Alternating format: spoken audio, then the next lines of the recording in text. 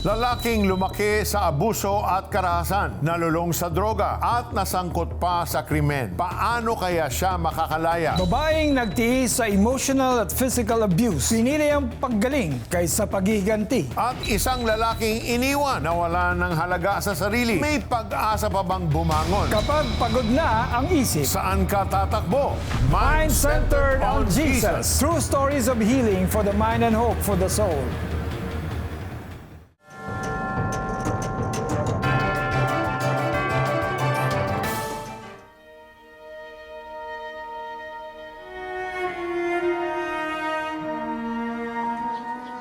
Dahil sa isang pagkakamali, nasira ang magandang samahan ng mga magulang ni Jemuel.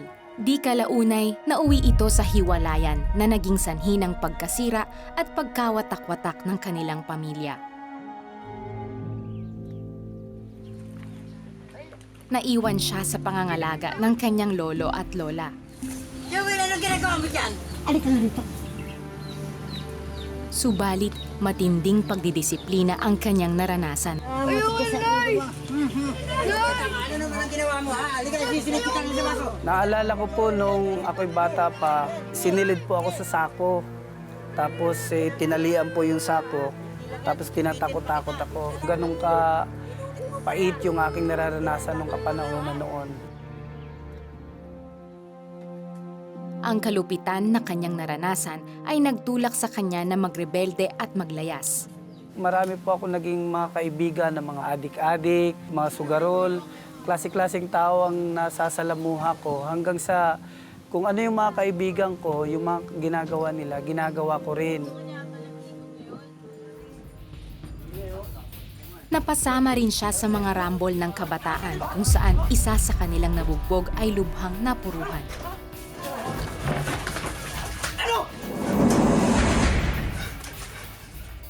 Bali-balita nung kinabukasan na yung aming binugbog daw is critical.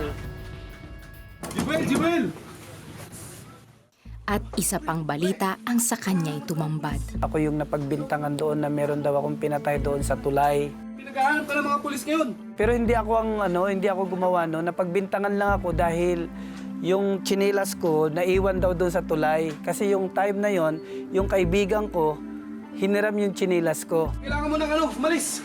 Pre, maraming salamat ha. Kaya ang ginawa ko, nagpaalam ako sa auntie ko na pumunta ako ng Maynila. Lumuwas siya patungong Maynila para magtago mula sa mga otoridad. Nung nagpunta ako ng Maynila, lalong gumulo po yung buhay ko doon.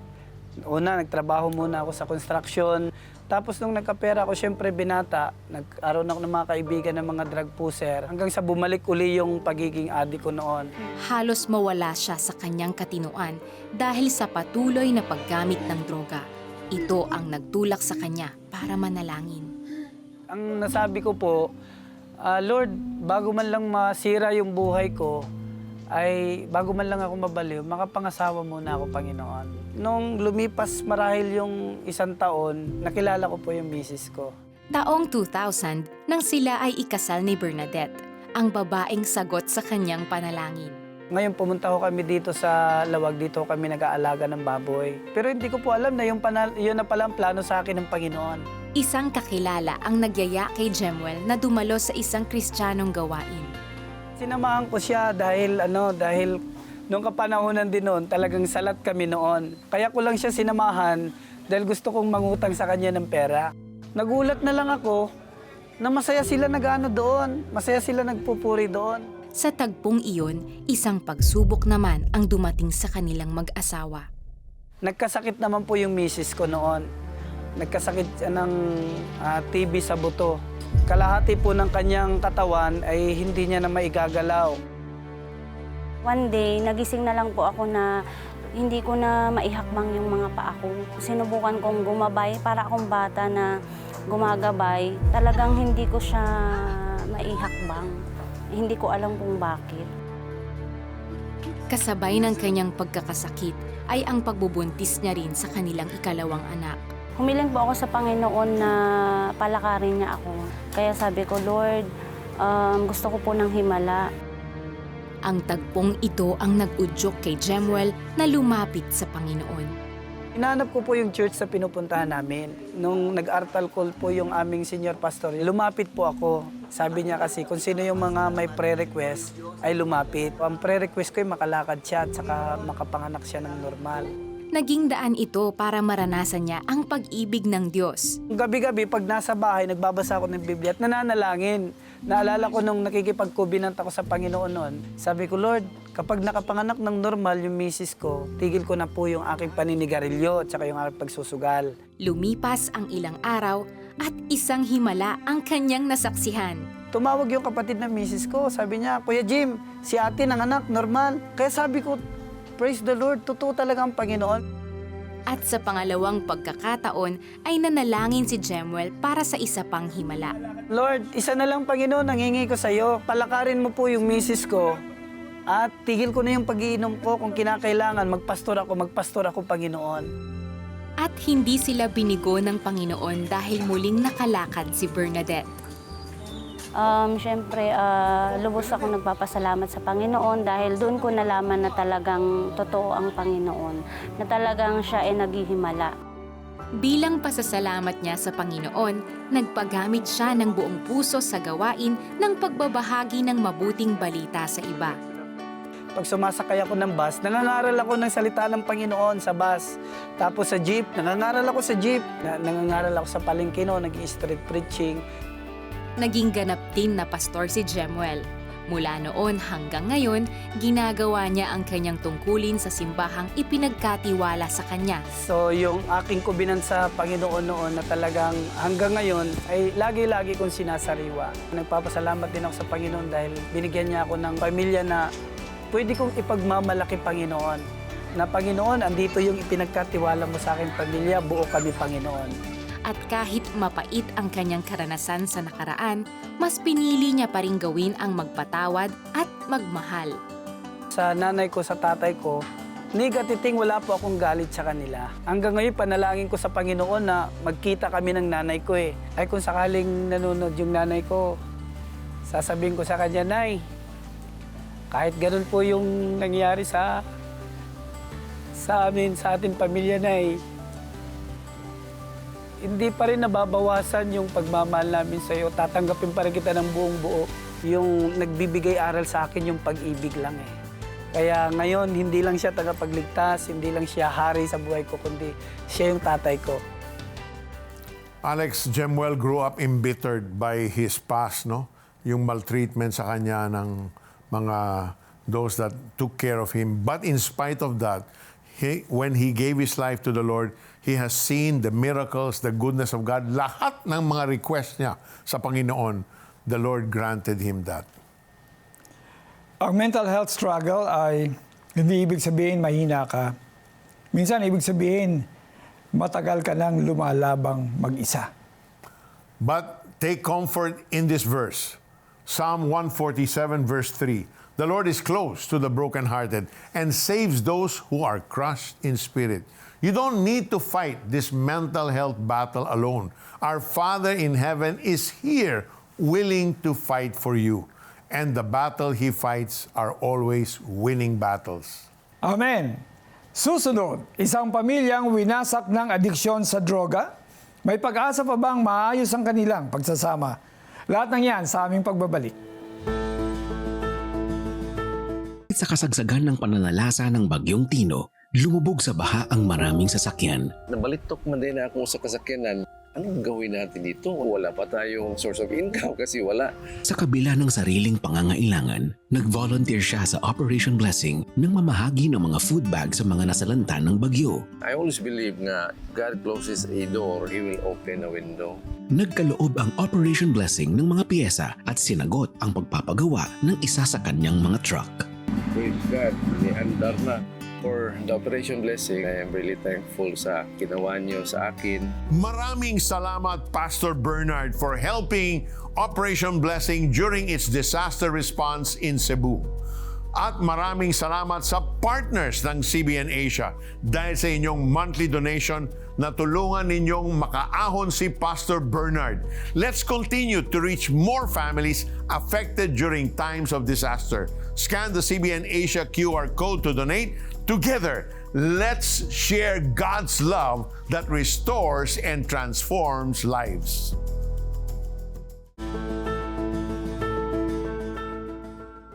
Matino naman akong babae, pero bakit yung respeto at yung pagmamahal na dapat yung asawa ko nagbibigay sa akin, hindi ko makuha. Yung mga time na parang manlid na po ako.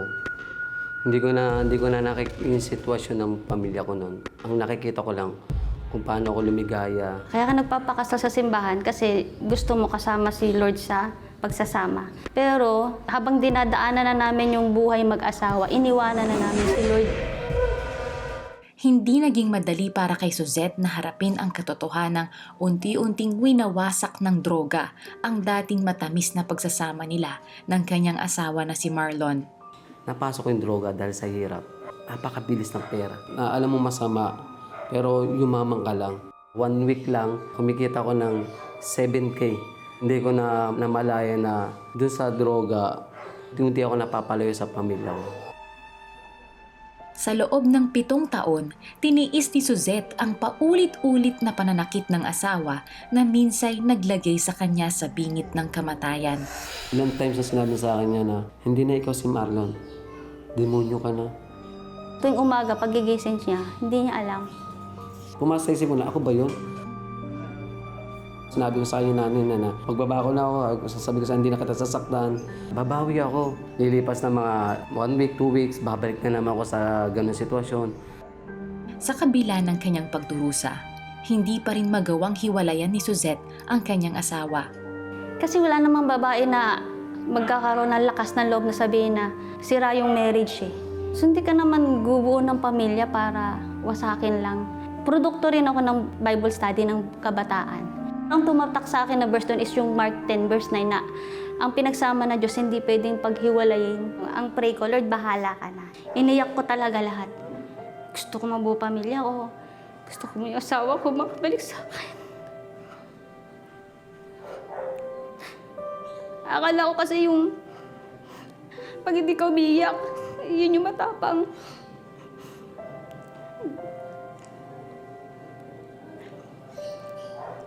Pero mas matapang pala talaga yung marunong ka magpatawad. Patuloy na nanalig sa Diyos si Suzette na muling maaayos ang kanyang pamilya.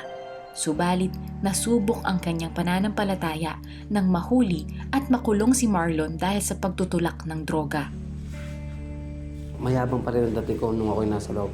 Hindi na tumatagal, nasabi ko sa kanya, Lord, bakit nangyari sa akin to? Hindi pa pumasa isip ko na yung mga ginawa ko sa lahat.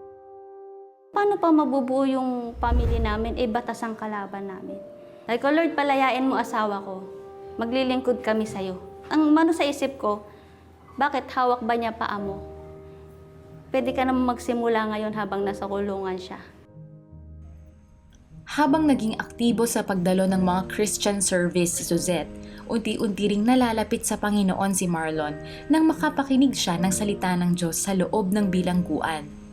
Unang-una kong hawak na Bible, pagbuklat ko, unang-una talaga siyang bumungad, yung John 3:16. Yun yung nagbigay sa akin ng buhay, na makilala ko siya. Kinabukasan, ang turo naman, talagang parang ako na pinapataman, sabi, dahil siya iniwan ka ng asawa mo, nakaramdam ako ng takot, baka nga iwan ako ng asawa. Talagang nag-reflect sa akin, lahat ng ginawa ko kasalanan, sa asawa ko, sa anak ko, Lord, sabi ko sa kanya, suko na po ako. Unti-unting lumalim sa pananampalataya si Marlon. Dinulog niya sa Diyos ang kanyang paglaya at muling pagkabuo ng kanyang pamilya na sinimulan niya sa paghingi ng tawad. Lahat naman tayo may pagkakasala sa Diyos eh. So, paano ka patatawarin kung di ka marunong magpatawad? Hindi lang yung siya yung binigyan ko ng chance. Binigyan ko rin ng chance yung sarili ko tsaka yung anak ko. Nakita ko pa rin yung pagsuporta niya sa akin. Nandun talaga yun yung pag-restore ng Panginoon para makita nila na yung pagbabago. Hindi lang talaga sa side ng family ko, pati sa mga magulang ko, sa mga kapatid ko, nakita na nila yung pagbabago. Isang himala ang naranasan ng mag-asawa nang makalaya si Marlon. Sa dami ng tao, isa ka sa kahabagan ng Panginoon. Ahunin ka sa sitwasyon na kinasasadlakan mo. Yung hirap na hindi mo kayang baguhin. Tapos ang Diyos parang isang iglap lang. Nalis niya lahat ng bisyo. Sabay-sabay inalis yun eh. Ang Diyos ang nagbago sa kanya. Sa muling pagkakabuo ng kanilang pamilya, nagkakaisa sila sa pagbabahagi ng pag-ibig ni Jesus sa mga bata at mga bilanggo. Yung kaligtasan at yung kaligayahan na binigay sa'yo ng Panginoon, huwag mo angkinin lang yan. Ipasa mo para meron pang mahikaya. Masarap pala kapag nasa Panginoon. Alam mo, kulang ka kapag hindi ka nakapag-share ng kabutihan ng Diyos. Regalo rin sa mag-asawa ang pagdating ng kanilang bagong anghel na nakapagbigay ng higit na kasiyahan sa kanila. Yung tiwala, yung pagmamahal, binalik niya. Nawala na yung dati. Ngayon lahat binalik ng Diyos yan. Ang mabuti na siya asawa. Mabuting ama. Ito yung Diyos na nagbabagong buhay, nagre-resto ng pamilya. Hindi ka niya bibiguin. Talagang handa ka niyang tulungan ano man yung sitwasyon mo sa buhay mo. Suzette and Marlon experience the God of restoration. Lahat ang request nila, rinestore ni Lord, and then higit pa. And also because they were willing to release forgiveness to one another. Minsan nga nakita ko sa buhay nila na yung tindi ng mga pagsubok na naranasan mo, later on kasi gagamitin ka sa isang mas malaking platform. Tama. Katulad siya nakabalik siya sa sa preso, yung nag-preach naman siya sa preso. So ang sugat sa isip at puso, kayang pagalingin ng Diyos yan. At kaya ka rin niyang baguhin. Sabi ng 2 Corinthians 5:17, therefore, if anyone is in Christ, the new creation has come, the old has gone, the new is here. Kung handa ka nang magsimula kay Jesus, I want to lead you in a simple prayer. Right this moment, open your hearts to Him. Just say, Dear Lord, today, Lord, I come to you just as I am. You know my past, you know my sinful ways, but Lord, I confess I need you. So Lord, I come before you asking your forgiveness. Will you forgive me? Will you cleanse me for all the sins I've committed? And right now, Lord, I invite you, Jesus, to come into my life, to be my Savior, to be the Lord of my life. Starting today, I surrender my all to you. My past, my present, my future are in your hands. Thank you for leading me. This is my prayer. In Jesus' name, amen and amen. Kung ikaw ay nanalangin kanina, hindi doon nagtatapos ang pagdarasal. God has so much in store for you as you step into your new life in Christ. We believe in push, pray until something happens. Tulad ng ginagawa ni Feli, sabi niya sa Facebook/YouTube comment, Amen to Jesus. I thank Him for giving me strength and blessings, even in the middle of my problems. Though it's hard, every time I pray to Him, I feel so blessed. Feli, salamat sa patutuo mo. Sabi ng Bible, cast all your anxieties on Him because He cares for you. So we want to take this time to pray for our viewers. Pastor Alex, would you lead us in this prayer? Panginoon, maraming po salamat doon sa mga nanonood sa amin. Right now, Panginoon, dinideklara ko, Panginoon, ang lahat, Panginoon, ang pagpapala, Lord, para sa kanila, una sa lahat, kagalingan. Lord, yung marami pong mga dinaranas ngayon sa kanilang sitwasyon that involves mental health, Lord. Yung mga may anxiety, yung pong mga overthinking, yung mga nagwo-worry, Lord, mga negatibong mga kaisipan na hindi po nanggagaling sa Panginoon but out of fear, nagaling po yan sa kaaway. So in the name of Jesus, I declare, Father God, that you would grant them clarity of mind, focus, and most especially, Lord God, yung pag-asa sa buhay na Diyos, pag-asa sa pananampalataya na hindi kami biktima, kundi kami mananagumpay sa pangalan ni Jesus, that we can do all things through Christ, na walang mahirap sa inyong kamay, Panginoon. Anumang sitwasyon na aming nakikita, Lord God, bigyan niyo po kami ng mindset na ito'y kontrolado ng Panginoon, na ang Panginoon kailanman hindi kami iniwan. Siya po'y nasa trono. Lahat lamang ng bagay bagay ay pinahintulutan niya sapagkat nakikita niya ang big picture. At kung kami, Panginoon, ay hindi bibitaw, Lord God, mararanasan namin, Panginoon, ang pagpapala na matagal nang nakalaan sa amin sa pangalan ni Jesus. Amen. The Lord says, I did not give you the spirit of fear, but of power and love and of a sound mind. So if God didn't give it to you, don't receive it. Command it to leave. So Lord, even now we command the spirit of fear to go. Anxious thoughts go. Depression get out in the name of Jesus. Thank you, Lord, for the victory now. In Jesus' name, amen and amen. Nagnalangin si Peter Kairos at ako'y sumunod. Naramdaman ko na tuloy-tuloy ang pag-recover ko. Doon ko naranasan yung kapangyarihan ng Diyos. Wala kaming pera pero naitayo namin yung farm na ito. Nag-restore sa akin, finances, trabaho. Lahat po yan galing sa Panginoon. Tulad ba nila ay sinagot din ng Panginoong Jesus ang iyong panalangin? We want to hear it from you. Please text answered prayer and share your story with us. Send it to 0917-126-1442.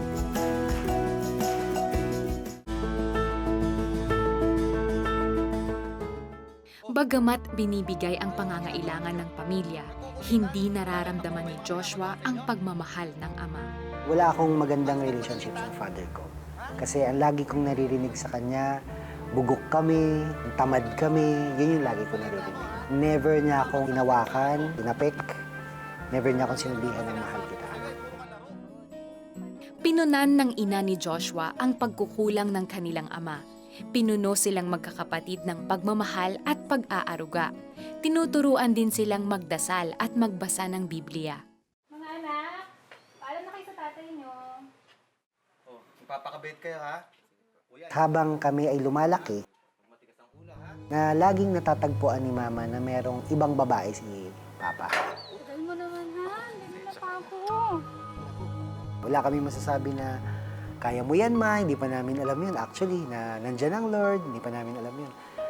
Isang bagay lang na nagawa namin bilang magkakapatid is to be with her sa time na nasasaktan siya. Naparamdam namin na mahal namin siya. Alam ko bago tayo ikasal, meron ka ng iba. Meron? Bakit? May napatunayan? Bunga noon, madalas nakikita ni Joshua at kanyang mga kapatid na nag-aaway ang kanyang mga magulang. Sige, patunayan mo. O pwes, patunayan mo. Dahil sa ganong sitwasyon, nagdesisyon ang ina ni Joshua na hiwalayan na ang kanilang ama at isama silang magkakapatid. Hirap man sa buhay, hindi naman ito naging hadlang para sa kanilang ina na itaguyod silang magkakapatid ng maayos. Naging daan din ito para mas tumibay pa ang kanilang magandang relasyon sa isa't isa at sa Diyos. Malaking impluwensya ang kanyang ina at kuya para lumaking may takot sa Diyos si Joshua. Nakikita ko na sa kanila na nandito sila sa church. And my mom, matagal na siyang intercessor talaga dito sa simbahan. Nakikita ko sa kanila paano sila naglilingkod. And nagkaroon ako ng desire. I want to be like them. Nakakilala si Joshua sa Panginoon at mula noon ay naging bahagi siya ng worship team sa kanilang simbahan. Aktibo rin siya sa pagtuturo ng salita ng Diyos sa mga kabataan na naging daan upang siya'y maging isang youth pastor. Subalit, nasubok ang pananampalataya ni Joshua at ng kanyang girlfriend noon na kasamahan niya rin sa simbahan.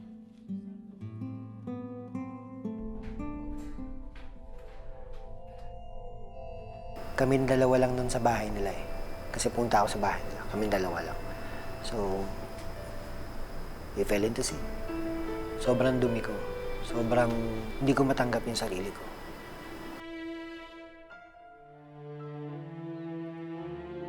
Umalis patungong Kuwait ang kasintahan ni Joshua bilang nurse. Inakala niyang sa pag-alis nito, maghihilom ang sugat, subalit. Lumipas ang ilang buwan, nagtataka si Joshua na hindi siya nakatatanggap ng anumang mensahe o tawag mula sa kanyang kasintahan. Nakita ko yung picture niya. Nag-post yung isang friend niya na nandun siya, nakasama yung ka-relationship niya. Nasaktan ako. Sabi ko sa kanya, bakit ganito? Naninira ka ng relasyon eh. Tapos bigla siyang tumawag sa akin, yung girlfriend ko na. E di sinagot ko. Ang sabi niya sa akin, you just lost me there. We're done. She hung up the phone, then wala na.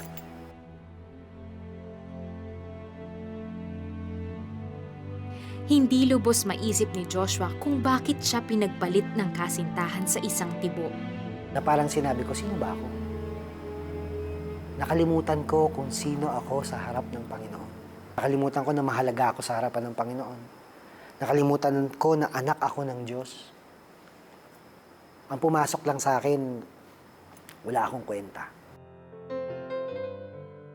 Nadurog man ang puso niya sa sinapit na kabiguan, hindi naman siya pinabayaan ng mga taong malalapit sa kanya sa simbahan at sumailalim siya sa isang restoration program sa loob ng 6 na buwan.